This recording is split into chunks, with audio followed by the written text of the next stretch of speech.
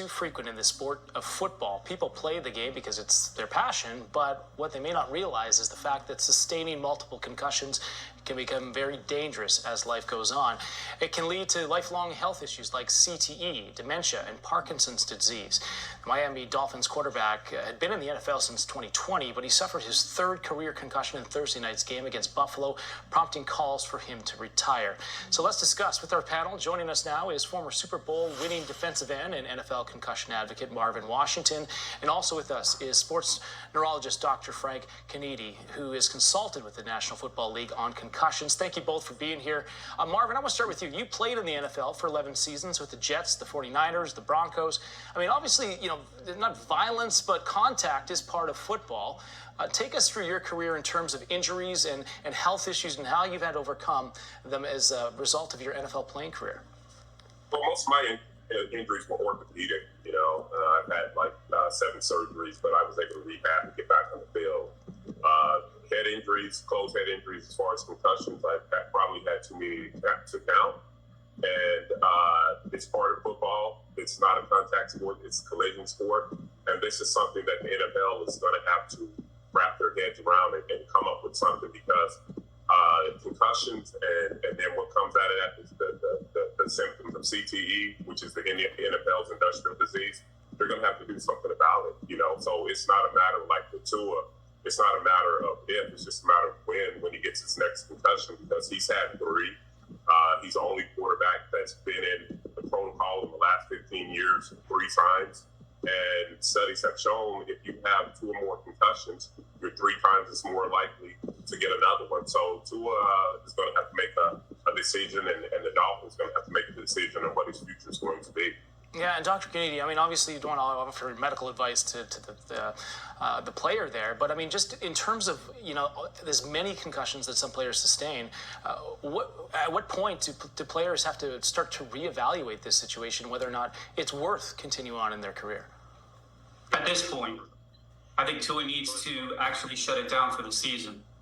He needs to look into someone like our center, where we do advanced diagnostic testing, advanced neuroimaging, biomarkers, and look to see if he has some of those biomarkers and see if he's had traumatic brain injury.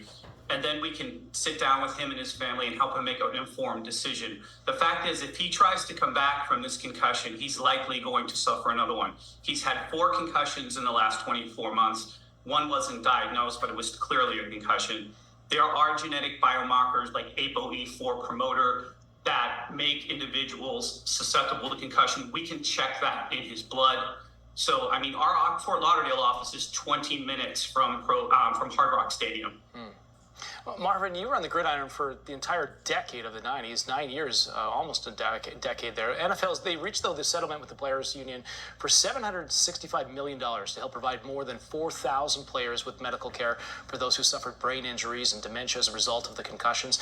Do you believe, though, that the league is doing enough to fulfill its obligation to the players? You do see in practices, a lot of the players, they wear those helmets that are padded to, limit some of the contact on the field during practices. But do you think the NFL is doing enough?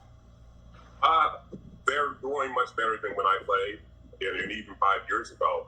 But the thing is like Tua was wearing one of the best helmets out there. I think it's called a Matrix 2000, and then a lot of guys are wearing the Guardian cap. But a helmet is designed to stop the open head injury, just like a helmet that a motorcycle rider rides. It's to stop an open head injury, not the closed head injury. This is going to be part of the game. And if Tua, one of the concussions he had was on hitting the back of his head on the back of the turf. So it's part of the game, and the NFL is doing what they can, but it's just part of the game. And as I said before, Tua, his family, the Dolphins are going to have to make a decision on his future and the future of when he's 30, 40, and 50 years old. Yeah, that's a good point.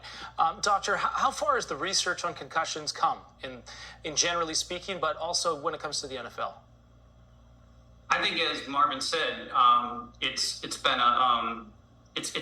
come exponentially in the last 5 years. We initially published the initial helmet study in 2017, and then that got the helmet manufacturers to kind of upgrade their helmets. We also did test the Guardian caps. We found that they reduced concussions by about 2 to 4%. Not great. It's also player safety. Player safety has come a long way, and the NFL is far ahead of any other collision sports out there. So, I mean, I think they're making strides. But as he said, this is a collision sport, and you cannot prevent every concussion. An NFL player hits another NFL player like you drive your car into a wall at 40 miles an hour. The forces are unbelievable. Yeah, it's a risk. It's a part of the game. Finally, Marvin, just real quickly, I mean, for a lot of young kids out there that want to get into football, or maybe they're playing it right now and they have dreams to try to play in the NFL, do you have any advice for them in terms of, trying to avoid injury or concussions for this matter? Well, I've been on the record, and let me say this. I'm not trying to kill football. I'm trying to make it safer.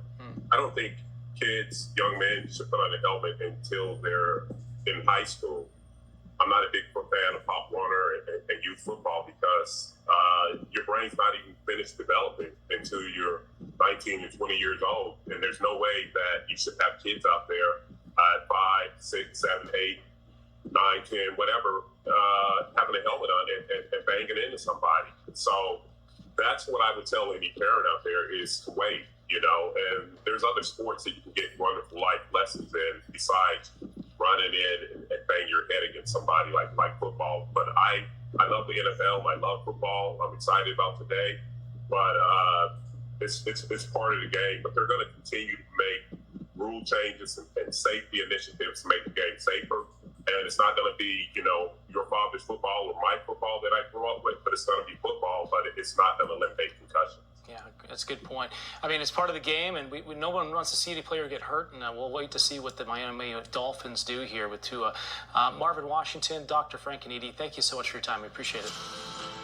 Thank you. Joe Biden, welcome.